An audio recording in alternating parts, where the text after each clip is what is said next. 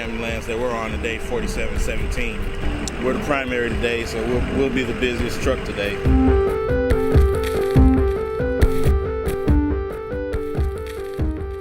Yeah, when we show up to hospitals, we get respect from other fellow firefighters, that's for sure.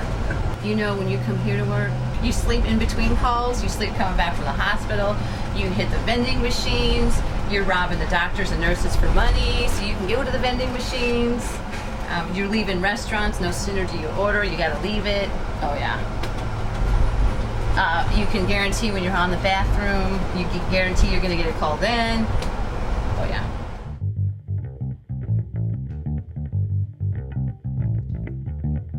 You heard earlier, we got kicked out to this call. Our other ambulance was on another call, and a pumper had to go to a third call, and that was all in a 3-minute time frame. So another ambulance service had to come in and take over because we were preoccupied.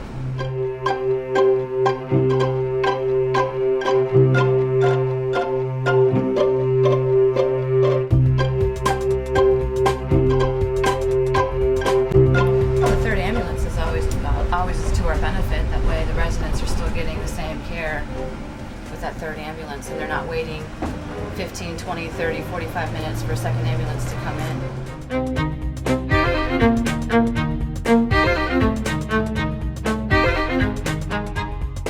I have an investigation open at this time. You have an investigation on our district at this time. When was it commenced? I started it last week. Well, part of it is looking at, patients having to wait for ambulances. What sort of penalties can you levy against the district? Other than removal of licensure, which I understand. Oh, it's a wide variety. Can you enforce us to put additional ambulances in play, even if we don't have the money to do so? If financially a service cannot, and they can show they cannot do that, we can't force you to do that.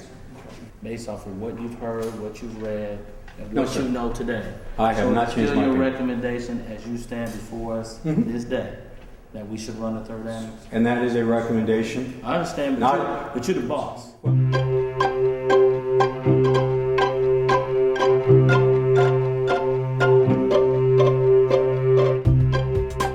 If we had a third ambulance, our district residents would not get billed by an outside entity, because we would have that third box. We would have that third unit available to respond. From what I've been hearing at the board meetings, residents are upset because they're getting a bill. We had a third ambulance in service, they wouldn't have to worry about getting that bill. Not saying that they would not have to pay, because there are some instances where they have to pay.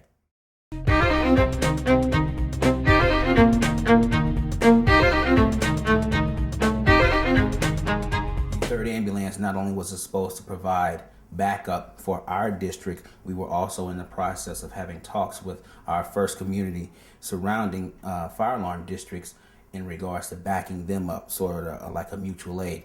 And as of right now, we're very fortunate.